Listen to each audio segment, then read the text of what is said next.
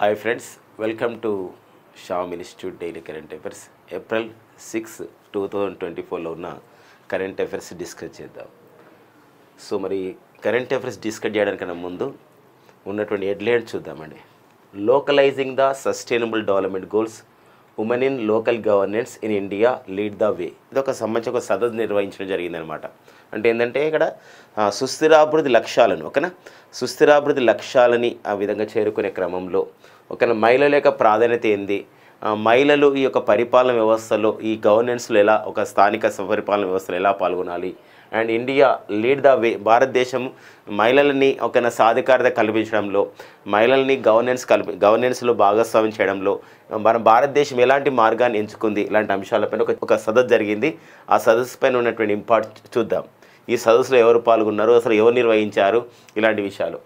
OECD report on the growth rate economic outlook. అంటే ఇక్కడ world economic outlook అంటే ప్రపంచ ఆర్థిక సంబంధించినటువంటి విషయాలు, ప్రపంచంలో వివిధ దేశాల ఆర్థిక వ్యవస్థ ఎలా ఉంది చెప్పడానికి వరల్డ్ ఎకనామిక్ అవుట్లుక్ అనే నివేదికని ప్రపంచ బ్యాంక్ అందిస్తుంది. బట్ ఇక్కడ OECD సంస్థ గ్రోత్ రేట్ని మన భారతదేశ గ్రోత్ రేట్ని ఎలా అంచనా వేసిందని చెప్పేసి ఒక నివేదిక ఇవ్వడం జరిగిందండి.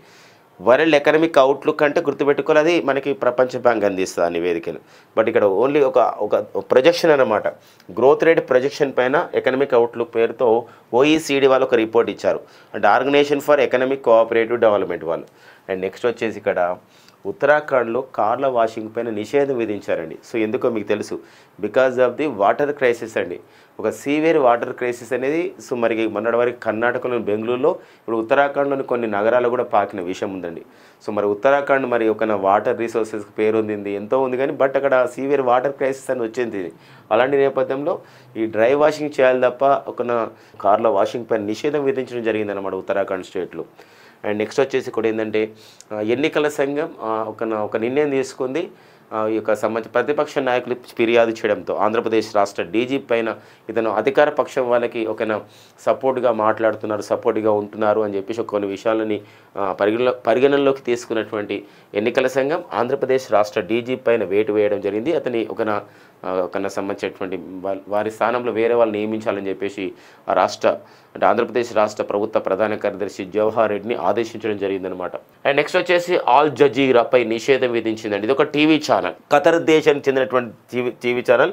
మరి మా దేశంలో ఈ ఆల్ జజీరా టీవీ ఛానల్ యొక్క ప్రసారాలు అవసరం లేదని చెప్పేసి ఒక నిషేధం విధించడం జరిగింది. అంతేకాకుండా బ్లూ కార్నర్ నోటీసులు అండి, అంటే ఇంటర్పోల్ అనే సంస్థ మనకి ఇంటర్నేషనల్ ప్రపంచవ్యాప్తంగా నేరాలని నియంత్రించడం, నేరగాలను అదుపులో పెట్టుకోవడం, ఇలాంటి విషయంతో ఇంటర్పోల్ అనే ఒక సంస్థ ఏర్పాటు చేయబడింది. సో మరి ఇలాంటి ఇంటర్పోల్ సంస్థకి సంబంధించినటువంటి బ్లూ కార్నర్ నోటీసులు అనేది కావడం జరిగింది. అంటే ఇంటర్పోల్ సంస్థ ఒక వ్యక్తి విషయంలో బ్లూ కార్నర్ నోటీసులు జారీ చేయడం జరిగింది. అంటే నేరస్తుడు మీ దేశంలోకి ప్రవేశించాడు, సో ఆ నేరస్తుడి విషయాలు మాకు అందించండి అని చెప్పేసి ఒక దేశానికి ఇచ్చే నోటీసులని మనం బ్లూ కార్నర్ నోటీసులు అంటారనమాట. అసలు ఆ నేరస్తుడు ఎవరు, ఆ నేరస్తుడు చేసినటువంటి ఏం నేరం చేశాడు, ఇలాంటి విషయాలపైన డిస్కస్ చేద్దామండి. ఇందులో ఒక్కొక్క సంబంధించినటువంటి కరెంట్ అఫైర్ చూద్దామండి. ఒక్కొక్క headlines. Localising the sustainable development goals, women in local governance in India lead the way. So మరి స్థానిక పరిపాలనలో, స్థానిక సపరిపాలన వ్యవస్థలో లోకల్ సెల్ఫ్ బాడీస్ అని చెప్పేసి అంటే గ్రామ పంచాయతీలు.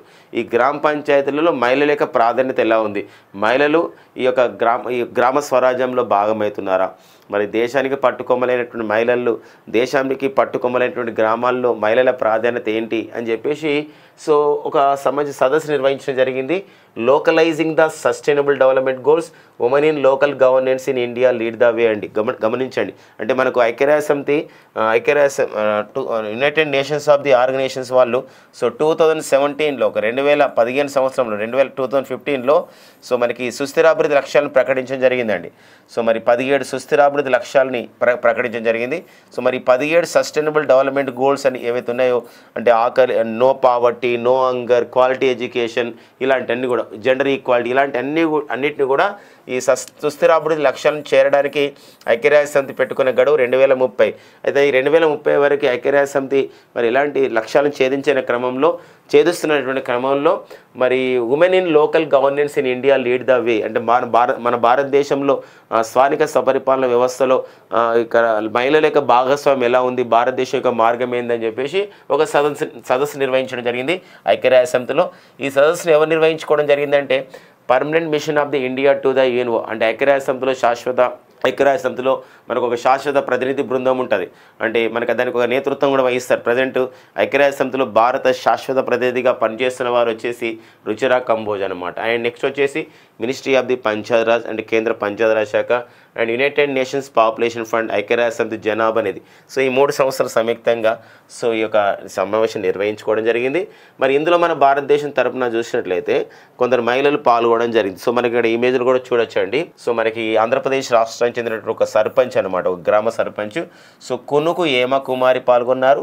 అండ్ రాజస్థాన్ సంబంధించిన ఒక గ్రామ సర్పంచ్ అయినటువంటి నీరు యాదవ్ అండ్ త్రిపురలో ఒక సంబంధించిన గ్రామానికి అధిపతిగా ఉన్నటువంటి ఎవరంటే సుప్రియా దాస్ గుప్తా గారు ఇందులో పాల్గొనడం జరిగింది.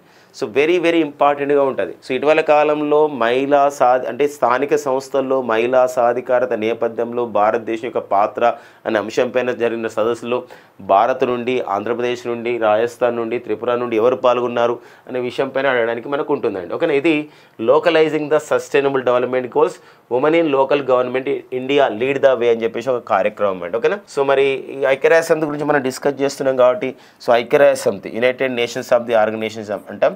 సో మరి ఐక్యరాజ్యసమితిలో ప్రజెంట్ మనకు భారత శాశ్వత ప్రతినిధిగా సో భారత శాశ్వత ప్రతినిధిగా ఎవరు పనిచేస్తున్నారు? The permanent India's representative. So వారు వచ్చేసి ఇక్కడ ఎవరంటే రుచిరా కంబోజ్ అనేవారు సో పనిచేస్తారు అనమాట. ఆ నేపథ్యాన్ని కూడా మనం గుర్తుపెట్టుకుని ఈ ఐక్యరాజ్యసమితికి ప్రజెంట్ ప్రధాన కార్యదర్శి ఎవరు? The present secretary general of the UNO ఎవరని చెప్పేసి అంటే వారే ప్రజెంట్ ఐక్యరాజ్యసమితి ప్రధాన కార్యదర్శి వచ్చేసి ఆంటోనియో గుటెరెస్ అండి. ఎవరండి? ఆంటోనియో గుటెరెస్ అనేవారు ఒక ప్రధాన కార్యదర్శి అనమాట. క్వశ్చన్ వచ్చి అడిగే విధానం గమనించండి. సో మే 2024లో ఐక్యరాజ్యసమితిలో న్యూయార్క్లో ఉన్న ఐక్యరాజ్యసమితి ప్రధాన కార్యాలయంలో స్థానిక సంస్థల్లో మహిళల పాత్ర పైన భారతదేశం యొక్క మార్గం పైన జరిగినటువంటి సదస్సులో ఏపీ నుండి పాల్గొన్న సర్పంచ్ ఎవరు, రాజస్థాన్ నుండి పాల్గొన్న సర్పంచ్ ఎవరు, త్రిపుర నుండి ఎవరు పాల్గొన్నారు, ఎవరు నిర్వహించారు లాంటి క్వశ్చన్స్ మనకి అడిగే అవకాశం అయితే ఉంటుందండి. నెక్స్ట్ వచ్చేసి మనకి OECD report on the growth rate economic outlook అని చెప్పేసి అంటామండి. ఓఈసీడీ అంటే ఒక సంస్థ అండి. OECD organisation for economic cooperative development అని చెప్పేసి అంటామండి. ఎకనమిక్ కోఆపరేటివ్ డెవలప్మెంట్ అని చెప్పేసి అంటాం. Organisation for economic cooperative development సంస్థ. మరి ఈ సంస్థ మన భారతదేశ యొక్క వృద్ధి రేట్ని గతంలో 2024-25 సంవత్సరంలో గతంలో మన భారత వృద్ధి రేట్ని ఇండియాస్ గ్రోత్ రేట్ని 6.2%గా ప్రకటించింది గతంలో. బట్ ఇప్పుడున్నటువంటి అభివృద్ధి దృష్ట్యా, ఇప్పుడున్నటువంటి భారతదేశంలో జరుగుతున్నటువంటి ఆర్థిక ఎదుగుదల దృష్ట్యా గ్రోత్ రేట్ అనేది సవరించుకోవడం జరిగింది, ఫోర్కాస్ట్ చేయడం జరిగింది, ప్రొజెక్టెడ్ చేయడం జరిగింది. ఏమనంటే 2024-25 ఆర్థిక సంవత్సరంలో భారతదేశం యొక్క వృద్ధి రేటు అండ్ గ్రోత్ రేట్ అంటే భారత వృద్ధి రేటు 6.6% నమోదు కాబోతుంది అని చెప్పేసి సో ఓఈసీడీ అంచనా వేయడం జరిగింది. అంతేకాదు 2025-26 ఆర్థిక సంవత్సరంలో కూడా భారత వృద్ధి రేటు 6.6% నమోదయ్యే అవకాశాలు ఉన్నాయని చెప్పడం జరిగింది. అంటే మన భారతదేశం యొక్క వివిధ సంస్థలు, రిజర్వ్ బ్యాంక్ ఆఫ్ ఇండియా కానివ్వండి, ఐక్యరాజ్యసమితి కానివ్వండి, ఇంకా ప్రపంచ బ్యాంక్ కానివ్వండి, ఏషియన్ డెవలప్మెంట్ కానివ్వండి, మూడీస్ అనలిటిక్స్ కానివ్వండి, ఇలాంటి అన్ని సంస్థలు మనం ప్రీవియస్ క్లాస్లో డిస్కస్ చేసినాం. అంటే భారతదేశ యొక్క వృద్ధి రేట్ అనేది ఎలా ఉంది, వృద్ధి రేటు గతంలో 2023-24 ఆర్థిక సంవత్సరంలో ఎలా ఉంది, అది ఆల్రెడీ అయిపోయింది. ఇప్పుడు 2024-25 సంవత్సరంలో ఆర్థిక వృద్ధి రేట్ అనేది గ్రోత్ రేట్ అనేది ఎలా కాబోతుంది, ఇలాంటి విషయాలపైన మనకి ఎగ్జామినేషన్లో కరెంట్ ఎకనమీ పాయింట్ ఆఫ్ లో అడుగుతున్న నేపథ్యం ఉంటుందండి. కరెంట్ ఎకనమీ అంశం ఇదంతా కూడా. సో ఖచ్చితమైన బిట్స్ మనకి ఈ మధ్యకాలంలో వస్తున్నాయి. సో కరెంట్ ఎకనమీ బిట్ ఈ మధ్యలో ఏపీపీఎస్లో జరిగినటువంటి గ్రూప్ 2లో కూడా ప్రిలిమ్స్లో ఈ క్వశ్చన్స్ అనేది ఇలా అడగడం జరిగింది. గ్రూప్ 1 మెయిన్స్లో గ్రూప్ 1 ప్రిలిమ్స్లో కూడా అడగడం జరిగింది ఏపీపీఎస్లో. అలాంటి నేపథ్యం అన్నమాట. ఓకేనండి. సో మనకి భారతదేశం అంటే ఇక్కడ వృద్ధి రేటు పరంగా largest economies in the world, ప్రపంచంలో అతిపెద్ద ఆర్థిక వ్యవస్థలు గల దేశాల్లో మన భారతదేశం ఈరోజు 5వ స్థానంలో ఉంది. ఇలాంటి నేపథ్యంలో మన భారతదేశం గతంలో 6వ స్థానం ఉండేది. 2022 అక్టోబర్లో మన భారత్ బ్రిటన్ దేశ ఆర్థిక వ్యవస్థను అధిగమించి మన భారత్ సో 5వ అతిపెద్ద ఆర్థిక వ్యవస్థ గల దేశంగా మారిందనమాట. సో అమెరికా అమెరికా ఒక గుర్తుపెట్టుకో, అమెరికా తర్వాత చైనా. సో చైనా తర్వాత ఇప్పుడు మనకి మొన్నటి వరకు అయితే మనకి ఫిబ్రవరి 2024 వరకు జపాన్ మూడో అతిపెద్ద ఆర్థిక వ్యవస్థ ఉండే. బట్ జపాన్ యొక్క ఆర్థిక వ్యవస్థను జర్మనీ దేశం అధిగమించి ఇప్పుడు జపాన్ ఒక ప్రపంచంలో 4వ అతిపెద్ద ఆర్థిక వ్యవస్థ గల దేశంగా అయింది.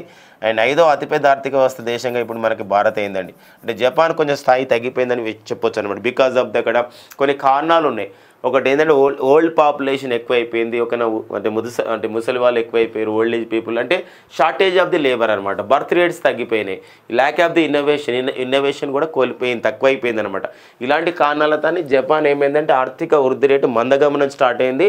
ఇప్పుడు జపాన్ యొక్క వృద్ధి రేటు జర్మనీ అధిగమించింది, 3వ స్థానంకి వెళ్ళింది అనమాట. ఇప్పుడు మన భారతదేశం అయితే ప్రపంచంలో అతిపెద్ద ఆర్థిక వ్యవస్థ గల దేశాల్లో లార్జెస్ట్ ఎకనమీస్ ఇన్ ద వరల్డ్లో మన భారతదేశం ఇప్పుడు ఎన్నో స్థానం ఉంది మై డియర్ ఫ్రెండ్స్ అంటే ఇక్కడ 5వ స్థానంలో ఉంది. ఇలాంటి నేపథ్యంలోనే ఈ వృద్ధి రేట్ అనేది మనకు అంటే అంచనా భారతీయ గ్రోత్ రేట్ ఎంత ఉంది అని అడుగుతూ ఉంటాడు. ఏ సంస్థ ఎంత ఇచ్చింది ఆ శాతం అంటే వంటి విషయాలు మనకి ఇంపార్టెన్స్గా ఉంటుంది. ప్రొజెక్టెడ్ రేట్ అంటే ప్రొజెక్టెడ్ అంటే ఏంటంటే అంచనా వేయడం అని అర్థం వస్తుంది అనమాట. ఓకేనండి. నెక్స్ట్ కరెంట్ పేపర్ చూద్దామండి. ఓకేనా. ఉత్తరాఖండ్లో కార్ల వాషింగ్ పై నిషేధం విధిస్తున్నట్లు ఒక ప్రకటించడం జరిగింది. అంటే ఉత్తరాఖండ్లో కొన్ని ప్రాంతాల్లో చూసినట్లయితే తీవ్రమైనటువంటి నీటి ఎద్దడి, తాగునీటి సమస్య వచ్చింది. అలాంటప్పుడు ఈ ఏదైతే మనకి ప్రభుత్వం మనకి కుళాయిల ద్వారా వాటర్ సప్లై చేస్తుంది, ఈ ట్యాప్ల ద్వారా వాటర్ సప్లై చేస్తుంది, అలాంటి వాటర్ని మీరు కార్లకు వాషింగ్ చేయడానికి వీలు లేదని ఉత్తరాఖండ్ రాష్ట్ర ముఖ్యమంత్రి అయినటువంటి పుష్కర్ సింగ్ ధామి అధికారికంగా ఉత్తర్వులు జారీ చేయడం జరిగిందనమాట. ఇటీవల కాలంలో మనం చూసినట్లయితే ఇక్కడ మనకి బెంగళూరు నగరంలో కూడా అలాంటి ఒక సంబంధించినటువంటి నీటి ఎద్దడి అనేది రావడం జరిగింది. ఇంకా కొనసాగుతుంది. బెంగళూరు అనేది సీవియర్ వాటర్ క్రైసిస్లో తీవ్రమైనటువంటి ఒక నీటి ఎద్దడిని ఫేస్ చేస్తున్నటువంటి నగరం వచ్చేసి బెంగళూరు నగరం. తర్వాత మళ్ళీ ఉత్తరాఖండ్ రాష్ట్రంలో అలాంటి వాళ్ళ వాషింగ్ పైన నిషేధం విధించడం జరిగింది. ఈవెన్ బెంగళూరులో కూడా అంతేనండి. కార్ల వాటర్ అంటే ఏదైతే ప్రభుత్వం అంటే ఏం చేస్తుందని గవర్నమెంట్ 2 డేస్కి ఒకసారి 3 డేస్కి ఒకసారి వాటర్ సప్లై చేస్తుంది.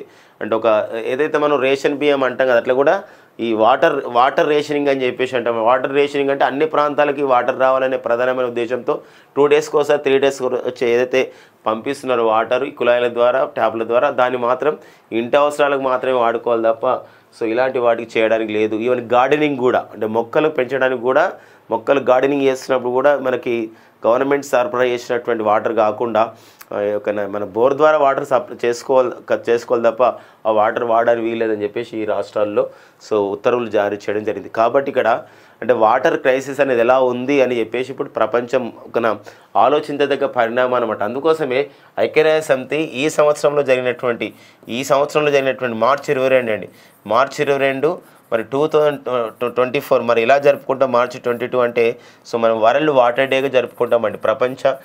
ప్రపంచ నీటి దినోత్సవంగా జరుపుకుంటున్నాం.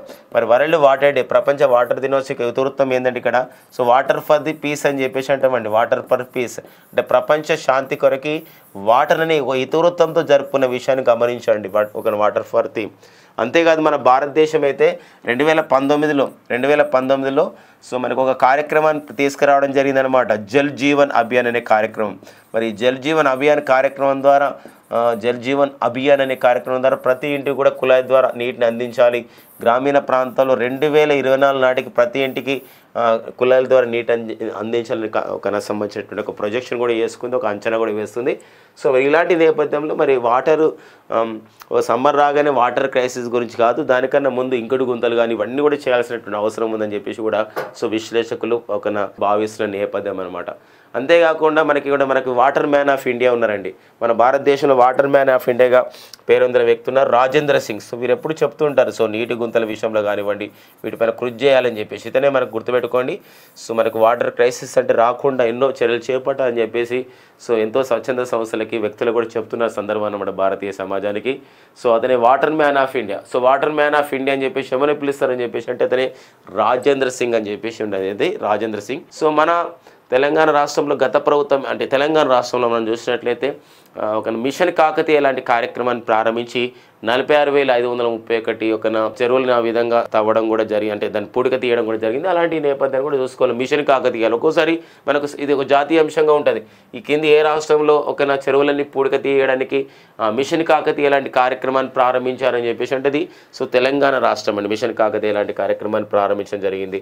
సో అంతేకాకుండా ఇప్పుడు మనం ఇంతలో చెప్పుకున్న జల్ జీవన్ అభియాన్ అనే కార్యక్రమం, జల్ జీవన్ అభియాన్ కార్యక్రమంలో ప్రతి ఇంటికి కూడా తాగునీటి అందిస్తున్నారు. ఇప్పుడు చాలా రాష్ట్రాల్లో అర్ఘర్ జల్ అనే ప్రోగ్రాంతో గోవా రాష్ట్రం కానివ్వండి, తెలంగాణ, గుజరాత్, హర్యానా రాష్ట్రాల్లో, పుదుచ్చేరి, ఇలా అండమాన్ నికోబార్ దీవులు, లక్షద్వీపులు, ఇలాంటి నేపథ్యంలో మరొక విషయం గమనించాలి. ఇప్పుడు మిషన్ భగీరథ అనే కార్యక్రమం కూడా తెలంగాణ రాష్ట్రం అనేది ప్రారంభించిన నేపథ్యంలో ప్రతి ఇంటికి తాగునీటి అవసరాలు తీర్చడానికి గత ప్రభుత్వంలో ఇప్పుడు కూడా కొనసాగుతుందండి. నెక్స్ట్ కరెంట్ అఫైర్ చూద్దాం. ఓకేనా. ఇంకా ఉత్తరాఖండ్ గురించి మరికొన్ని విషయాలు ఉన్నాయండి ఈ మధ్యకాలంలో. సో ఉత్తరాఖండ్లో మనం చూసినట్లయితే ఇప్పుడు భారతదేశంలో స్వాతంత్రం తర్వాత ఆఫ్టర్ ఇండిపెండెన్స్ తర్వాత యూనిఫామ్ సివిల్ కోడ్ అని చెప్పేసి అంటాం. అంటే ఉమ్మడి పౌరస్మృతి అని చెప్పేసి అంటామండి. సో ఉమ్మడి పౌరస్మృతి అమల్లోకి తెచ్చినటువంటి తొలి రాష్ట్రం 2024లో అండ్ స్వతంత్ర తర్వాత కూడా తొలి రాష్ట్రంగా మనకు ఉత్తరాఖండ్ నిలవడం జరిగింది అనమాట. అంటే ఇక్కడ ఏంటంటే వారసత్వం కానివ్వండి, లేకపోతే సంబంధించినటువంటి ఏదైతే కుటుంబ వ్యవస్థలు, వివాహాలు కానివ్వండి, విడాకులు కానివ్వండి, లేకపోతే ఆదాయం తల్లిదండ్రులకు సంబంధించిన ఆదాయం విషయంలో కానివ్వండి, అందరూ కూడా సమానమైనటువంటి ఒక చట్టాలు అనేది ఉంటాయి అనమాట, కులం మతం కాకుండా. అదే మనకు ఉమ్మడి పౌరస్మృతి అని చెప్పేసి అంటాం. బట్ ఉత్తరాఖండ్లో అమలు చేస్తున్నటువంటి ఉమ్మడి పౌరస్మృతి యొక్క అంశం మనకు ఉంది ఏంటంటే, సో అది ఇక్కడ గిరిజనులకు మినహాయింపు ఇవ్వడం జరిగింది. Exemption of the tribals from the so uniform civil code that is implementing in the Uttarakhand state. Exemption చేయడం జరిగింది. అండ్ వన్ మోర్ అంటే ఉమ్మడి పౌరస్మృతిలో ఈసారి ఉత్తరాఖండ్లో మరొకటి చేయడం జరిగింది. ఎందుకోసం అంటే లివింగ్ కండిషన్స్ పైన.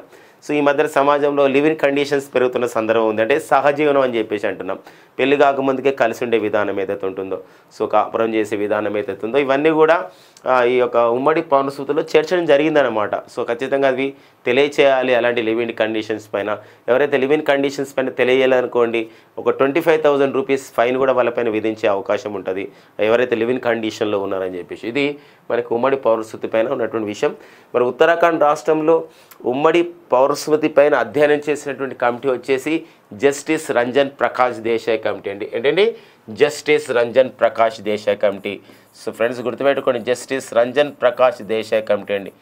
జస్టిస్ రంజన్ ప్రకాష్ దేశాయ్ కమిటీ ఉత్తరాఖండ్లో ఉమ్మడి పౌరస్మృతిపై అధ్యయనం చేయడం జరిగింది. భారత రాజ్యాంగంలోని ఏదైతే మనకి ఒక 44 ఆర్టికల్ ఏదైతే ఉందో, that 44 article tells us about that ఒక యూనిఫామ్ సివిల్ కోడ్ అని చెప్పి చెప్తున్నాం అనమాట. గోవాలో 1961 కన్నా ముందే, గోవాలో 1961 కన్నా ముందే, అంటే ఎందుకోసం ఆపరేషన్ విజయ్ అనే కార్యక్రమం ద్వారా గోవా మన భారత యూనియన్లో చేరింది.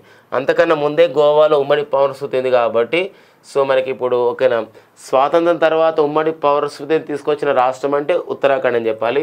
ప్రజెంట్ మన భారతదేశంలో ఎన్ని రాష్ట్రాలు ఉమ్మడి పౌరస్మృతిని అమలు చేస్తున్నాయి, యూనిఫామ్ సివిల్ కోడ్ అమలు చేస్తున్నాయి అంటే 2 రాష్ట్రాలని చెప్పాలి. ఓకేనా, ఈ విషయం గమనించండి. యూనిఫామ్ సివిల్ కోడ్ ఉత్తరాఖండ్లో అధ్యయనం చేసిన కమిటీ ఏదంటే justice Ranjan Prakash Desai committee. So justice Ranjan Prakash Desai ఎవరు ప్రజెంట్ అంటే ఆమె గతంలో సుప్రీంకోర్టులో జడ్జిగా పనిచేసినటువంటి మహిళల్లో ఒకరు. అండ్ మరొక విషయం ఏంటంటే ఈ present Ranjan Prakash Desai press council of India కూడా చైర్పర్సన్గా పనిచేస్తుంది. మన భారతదేశంలో ప్రెస్ కౌన్సిల్ ఆఫ్ ఇండియాకి చైర్పర్సన్గా నియమితులైన ఫస్ట్ ఉమెన్ ఎవరంటే so justice Ranjan Prakash Desai. One more current affair చూద్దాం. ఈ భారతదేశం యొక్క ఎన్నికల వ్యవస్థ అనేది ఒక మొత్తం కూడా అంటే ఎన్నికలు ఒక సార్వత్రిక ఎన్నికలు జరుగుతున్నాయి, ఒక శాసనసభ ఎన్నికలు జరుగుతున్నాయంటే అప్పుడు మొత్తం కూడా దానికి సంబంధించినటువంటి ప్రభుత్వం పైన నియంత్రణ మొత్తం ఎవరు చూసుకుంటున్నారు, చట్టాలు అది అంతా కూడా అంటే ఎన్నికల సంఘమే చూసుకుంటుంది. ఎందుకోసం అంటే భారత ఎన్నికలను నిర్వహించుకోవడం అనేది ఒక రాజ్యాంగంగా కల్పించినటువంటి హక్కుల్లో ఒకటిగా చెప్పుకోవచ్చు. భారత రాజ్యాంగంలోని 324 నుండి 329 ఆర్టికల్ 324 to 329 అండి. ఒక భారత ఎన్నికల సంఘం గురించి చెప్తూ ఉంటే 324 to ఈ 329 ఆర్టికల్స్ ఏమున్నాయి, ఇలా సబ్ ఆర్టికల్స్ అంతా కూడా ఎన్నికల సంఘం గురించే చెప్తుందన్నమాట. ఇలాంటప్పుడు ఆంధ్రప్రదేశ్ రాష్ట్రానికి డీజీపీగా పనిచేస్తున్నారు. యాక్చువల్గా 2020 ఫిబ్రవరి 17 నుండి కూడా వీళ్ళకు ఇన్ఛార్జ్ డీజీపీగా పనిచేస్తున్నారు. ఎందుకంటే వీరికన్నా సీనియర్ చాలామంది ఉన్నారు, కానీ ఇక్కడ ఒక ఇన్ఛార్జ్ డీజీపీగా కొనసాగుతున్న నేపథ్యం. ఇలా ఇలాంటి ఒక వారిపైన ప్రభుత్వానికి అనుకూలంగా వ్యవహరిస్తున్నారు అని చెప్పేసి ప్రతిపక్ష నాయకులు ఈయనపైన ఫిర్యాదు చేశారు ఎన్నికల సంఘానికి. అలాంటి నేపథ్యంలో ఆంధ్రప్రదేశ్ రాష్ట్ర డీజీ పైన సో వేటు వేయడం జరిగింది, ఇతనికి ట్రాన్స్ఫర్ చేయడం జరిగింది అని చెప్పేసి మనకి ఈరోజు న్యూస్లో కావడం జరిగింది. కొంచెం మనకి ఇంపార్టెన్స్గా ఉంటుందండి. గతంలో కూడా సో తెలంగాణ శాసనసభ ఎన్నికలు నిర్వహిస్తున్న క్రమంలో కూడా సో ఇలా జరిగిందనమాట. కానీ ఆ విషయాన్ని కూడా సో గమనించాల్సిన, గుర్తుపెట్టుకోవాల్సిన అవసరం ఉంటుందండి. ఇక నెక్స్ట్ వచ్చేసి మనకి మరికొన్ని విషయాలు చూద్దాం ఎన్నికల సంఘం పైన. ఎన్నికల సంఘం అంటే నేషనల్ ఎలక్షన్ కమిషన్ అనేది భారత రాజ్యాంగ పరిధిలోని అంశం. It is a constitution body. మరొక విషయం గమనించాలి, ఎన్నికల్లో ఇప్పుడు representative of the people act అంటాం 1951 ప్రజా ప్రాతినిధ్య చట్టం ఉంటుంది, ఎన్నికల ప్రవర్తన నియమావళి ఉంటుంది.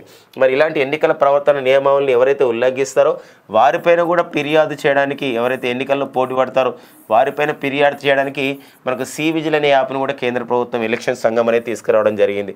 అంతేకాకుండా హెల్ప్ లైన్ నెంబర్ కూడా తీసుకురావడం జరిగింది. 1950 అనే ఒక హెల్ప్ లైన్ నెంబర్ కూడా భారత ఎన్నికల సంఘం తీసుకురావడం జరిగింది. సో ఇలాంటి నేపథ్యంలో మరి ఆంధ్రప్రదేశ్ మనకు భారత ఎన్నికల సంఘానికి ప్రధాన ఎన్నికల కమిషనర్గా ఎవరున్నారు? The chief election commissioner of India అంటే సో రాజీవ్ కుమార్ గారు అనేది ప్రధాన ఎన్నికల కమిషనర్గా ఉన్నారు. అండ్ నెక్స్ట్ వచ్చేసి రాజీవ్ కుమార్తో పాటుగా భారత ప్రధాన ఎన్నికల కమిషన్లో మరో 2 ఎన్నికల కమిషన్లు ఉంటారు. ఒకరు వచ్చేసి మనకి జ్ఞానేష్ కుమార్ ఉన్నారు. మరొకరు వచ్చేసి మనకి ఏంటంటే ఇక్కడ సుఖ్బీర్ సింగ్ సంధు అనేవారు సో మరొకరు ఉండడం జరిగింది. మరి ఆంధ్రప్రదేశ్ రాష్ట్ర ఎన్నికల అధికారిగా ఆంధ్రప్రదేశ్ స్టేట్ చీఫ్ ఎలక్టరల్ ఆఫీసర్గా ఎవరున్నారంటే చీఫ్ ఎలక్టరల్ ఆఫీసర్ అండి, AP chief electoral officer Andhra Pradesh రాష్ట్ర ఎన్నికల అధికారిగా సో ముఖేష్ కుమార్ మీనా గారు ఉన్నారండి. And AP chief electoral officer and Telangana state electoral ఆఫీసర్గా చీఫ్ ఎలక్టరల్ ఆఫీసర్గా సో వికాస్ రాజ్ అనేవారు పనిచేస్తున్నారు అనమాట. ఏదంటే వికాస్ రాజ్. సో ఆ నేపథ్యం గమనించండి. సో ఇది ఆంధ్రప్రదేశ్లో ఉన్నటువంటి అంశం అండి, ఒక ప్రాంతీయ అంశంగా చూసుకుంటాం. ఆల్ జజీరాపై నిషేధం విధించారండి. ఇది ఒక టీవీ ఛానల్. మరి ఆల్ జజీరా టీవీ ఛానల్ అనేది ఒక పత్రిక, ఒక ఫోర్త్ ఎస్టేట్కి సంబంధించిందిగా చెప్పవచ్చు. మరి ఇలాంటి టీవీ ఛానల్ పై ఎందుకు నిషేధం విధించారని చెప్పేసి అంటే ఇక్కడ సో కొన్ని కారణాలు ఉన్నాయన్నమాట. ఎందుకోసం అంటే ఇక్కడ ఇజ్రాయెల్ దేశం ఈ నిర్ణయం తీసుకుంది. అంటే ఇజ్రాయెల్ దేశంలో ఈ ఆల్ జజీరా ఏదైతే టెలికాస్ట్ చేస్తుందో అవన్నీ కూడా నిషేధం విధిస్తారు. దానికి సంబంధించిన కార్యాలయాలను కూడా సీజ్ చేసారు. కారణం ఒకటి ఉందండి, ఏంటంటే యాక్చువల్గా ఇది అంటే ఆల్ జజీరా అనే టీవీ ఛానల్ ఖతర్ దేశానికి చెందింది. మరొక ఇంపార్టెంట్ విషయం గమనించాలి. ఈరోజు ఈజిప్ట్ దేశ రాజధాని కైరోలో ఇజ్రాయెల్ అండ్ హమాస్ మధ్య చర్చలు జరగడానికి కారణమైనటువంటి దేశం కూడా ఖతార్. యాక్చువల్గా ఖతర్ దేశమే. కానీ ఏంటంటే కొన్ని కారణాలు ఏంటంటే ఈ ఆల్ జజీరా టీవీ ఛానల్ ఏదైతే ఉందో ఇది పాలస్తీనాకి హమాస్కి మద్దతు ఇస్తున్నట్టు చూపిస్తుంది. కాబట్టి మేము నిషేధం విధిస్తున్నట్లు ఈ ఇజ్రాయెల్ ప్రధానమంత్రి అయినటువంటి బెంజమిన్ నెతన్యాహు ప్రకటించడం జరిగింది అనమాట. Benjamin Netanyahu. అంతేకాదు అసలు కాల్పుల విరమణ చేయాలి అని ఒక విషయం పైన చర్చ జరుగుతూ ఉంది. ఈ చర్చలో చర్యలు సరైనటువంటి విధంగా ఇరు పక్షాల నుండి స్పందన లేకపోవడంతో కూడా ఏమైందంటే ఈ యొక్క ఈజిప్ట్లో జరుగుతున్నటువంటి కైరోలో జరుగుతున్నటువంటి ఇజ్రాయెల్ హమాస్ చర్చలు విఫలమైనట్టు భావిస్తున్నారు. ఈ టైంలోనే ఆల్ జజీరాపై నిషేధం విధించారు ఇజ్రాయెల్ దేశ ప్రధాని బెంజమిన్ నెతన్యాహు. ఫ్రెండ్స్, మనందరూ తెలుసు October 7, 2023 అసలు ఈ యుద్ధం అయిందన్నమాట, స్టార్ట్ అయింది. ఈ యొక్క పాలస్తీనా దేశానికి చెందినటువంటి హమాస్ అనే ఒక మిలిటెన్సీ గ్రూప్ వాళ్ళు, హమాస్ సంస్థ వాళ్ళు ఇజ్రాయెల్ పైన ఆపరేషన్ ఆల్ అక్సా స్టామ్ అని చెప్పేసి అంటామండి. ఆపరేషన్ ఆల్ అక్సా స్టామ్ అని చెప్పేసి అంటాం, లేదా ఆపరేషన్ ఆల్ అక్సా ఫ్లడ్ అని చెప్పేసి పేరుతో సో ఇజ్రాయెల్ పైన విరుచుకపడింది. వెంటనే తర్వాత రోజు నుండి సో మళ్ళీ ఏమైందంటే ఇక్కడ ఇది ఆపరేషన్ ఆల్ అక్సా స్టామ్ చేసిన వారు హమాస్ వాళ్ళు, అంటే ఈ పాలస్తీనా దేశానికి చెందినవారు. మరి అదేవిధంగా తర్వాత రోజు నుండి సో ఇజ్రాయెల్ ఏం చేసిందంటే ఈ పాలస్తీనా పైన వివిధ ప్రాంతాలపైన దాడి చేయడానికి ఆపరేషన్ ఐరన్ స్వాడ్ అనే పేరుతో సో ఈ యొక్క పాలస్తీనాపై విరుచుగా పడిన నేపథ్యం ఉందన్నమాట. ఈ మధ్య కాలంలో ఈ ఇరాన్ దేశం కూడా April 13 లాస్ట్ మంత్లో April 13 ఇరాన్ దేశం ఇజ్రాయెల్ పైన దాడి చేసిందనమాట. ఈ క్రమంలో ఏ పేరుతో దాడి చేసిందంటే ఇక్కడ ఆపరేషన్ ట్రూ ప్రామిస్ అనే పేరుతో దాడి చేసింది ఫ్రెండ్స్. ఆపరేషన్ ట్రూ ప్రామిస్ మళ్ళీ ఒక 5-6 డేస్ తర్వాత మళ్ళీ April 13 దాడి చేసింది ఇరాన్.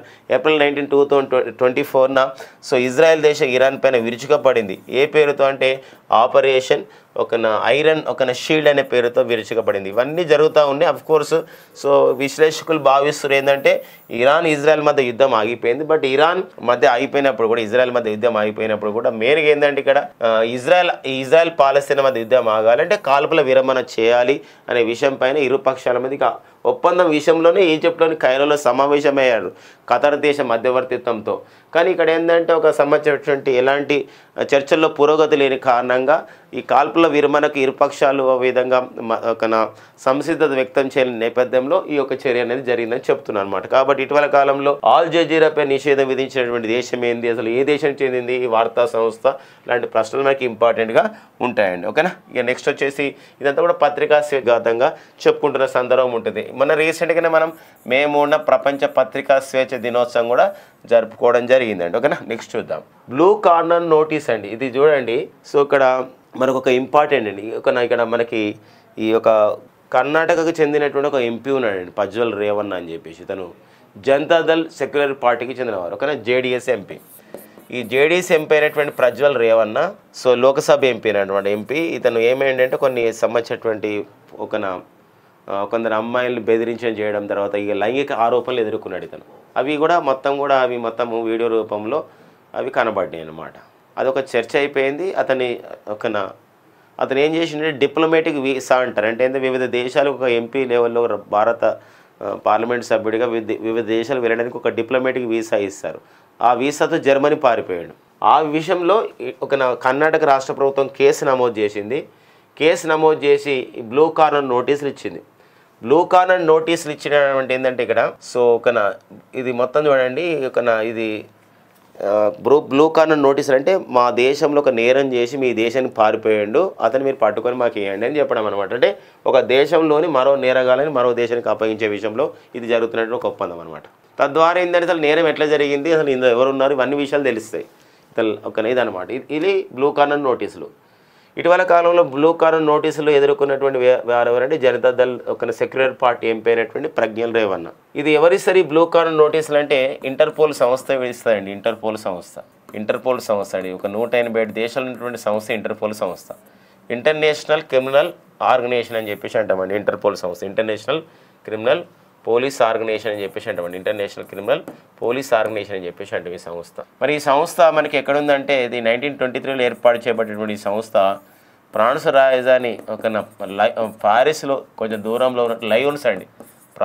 లయోన్స్లో ఉంది. క్రిమినల్ ఏజెన్సీల మధ్య సమాచారం మార్పిడికి ఉపయోగపడితే ఇంటర్పోల్ సంస్థ. ఇది గుర్తుపెట్టుకోండి. ఇంటర్పోల్ సంస్థ ఐక్యరాజ్య సమితిలో ప్రధానంగా కాదు. It is not associated to the united nations of the organisation. It is not the body, it is not the any association to the యుఎన్ఓకి ఎలాంటి ఒక అనుబంధ సంస్థ కాదు. ఈ విషయం గుర్తుపెట్టుకోండి. కానీ మనము ఇంటర్పోల్ సంస్థ చేసేది ఏంటంటే ఇప్పుడు మన దగ్గర ఉంది సిబిఐ లాంటి సంస్థలు ఉన్నాయి. సిబిఐతో అనుబంధంగా పనిచేస్తుంది. లేదా సిబిఐ ఏదైనా సమాచారం కావాలంటే ఇంటర్పోల్ సంప్రదిస్తుంది. జస్ట్ ఎగ్జాంపుల్ చెప్పాలి మనకి ఇక్కడ రీసెంట్గా విశాఖపట్నంలో 20,000కు పైగా కిలోల ఒక కొకైన్ మాదక ద్రవ్యాలు దొరికినాయి లాస్ట్ మంత్లో. దానికి మనకి ఆపరేషన్ గరుడ ద్వారా ఈ సిబిఐ వాళ్ళు, ఇంటర్పోల్ వాళ్ళు and national narcotics control bureau వాళ్ళు దాడి చేసి దాన్ని అక్కడ విశాఖపట్నం పోర్టులో కనిపెట్టడం జరిగింది. అంటే సమన్వయం చేయడం అనమాట. అలా సో క్రిమినల్ ఏజెన్సీల మధ్య సమాచారం మార్పిడికి ఉపయోగపడుతుంది ఈ సంస్థ. ఒక దేశంలో నేరగాల్ని మరో దేశానికి అప్పగించడానికి చేస్తారు. ఇలా మొత్తం ఇంటర్పోల్ సంస్థ 7 రకాల నోటీసులు ఇస్తుంది అనమాట. వాటిపైన డిస్కస్ చేద్దామండి. ఈ 7 రకాల నోటీసులో మనం చూసినట్లయితే ఆల్రెడీ ఇప్పుడు మనం బ్లూ కార్నర్ నోటీస్ చూసుకున్నాం. రెడ్ కార్నర్ అంటే ఏంటంటే రెడ్ కార్నర్ ఒకటి ఉంటుంది, బ్లాక్ నోటీస్ అంటారు, ఎల్లో నోటీస్ అంటారు, బ్లూ నోటీస్ అంటారు, పర్పుల్ నోటీస్ అంటారు, గ్రీన్ నోటీస్ అంటారు అండ్ ఆరెంజ్ నోటీస్ అంటారు. చూడండి, red corner notice, black notice, yellow notice, blue notice and purple and green and ఇంకోటి ఆరెంజ్ నోటీస్. ఇందులో మరి బ్లూ కార్నర్ నోటీస్ అంటే ఇదన్నమాట. ఇప్పుడు ప్రజ్వల్ రేవన్నకి ఇచ్చింది ఇది. నేరస్ని గుర్తించి ఆ సమాచారాన్ని సంబంధిత దేశానికి ఇవ్వడం. అంటే మా దేశంలో వీడు లైంగికమైనటువంటి కొన్ని చర్యలు చేపట్టిండు, వీడు ఒక వీడియోలు తీసిండు, కాబట్టి వీడిని ఏం చేయాలంటే మాకు అప్పచెప్పండి, ఇతని యొక్క విషయం ఇది అని చెప్పేసి అతని సమాచారం ఏం చేస్తారు, జర్మన్ దేశానికి పంపించారు. ఇప్పుడు జర్మన్ దేశం అది చూసుకొని అతను ఎక్కడున్నా తెలుసుకొని వెంటనే అతనికి మన భారతదేశానికి అప్పచెప్పాలన్నమాట. That is the blue corner notice అండి. ఇప్పుడు కొన్ని రెడ్ కార్నర్ అంటారు. రెడ్ కార్నర్ అంటే మోస్ట్ వాంటెడ్ అనమాట. మస్తు వాంటెడ్ క్రిమినల్స్ ఉంటారు చూసారా, వాళ్ళ గురించి రెడ్ కార్నర్ నోటీసులు జారీ చేస్తారు. ఒక పెద్ద బాంబు ఒక పెద్ద పెద్ద సంఘటనలు ఉగ్రవాద సంఘటనలు చేశారు అలాంటి వారికి రెడ్ కార్నర్ నోటీసులు జారీ చేస్తారు. అంటే ప్రపంచంలో ఇంటర్పోల్లో ఉన్నటువంటి సభ్య దేశాలు 187 సభ్య దేశాలు ఉన్నాయి. అన్ని సభ్య దేశాలు సంప్రదింపులు జరుపుతాయి, ఇచ్చేసి ఆ వ్యక్తి ఉంటే దొరికితే. బ్లాక్ నోటీస్ అంటారు.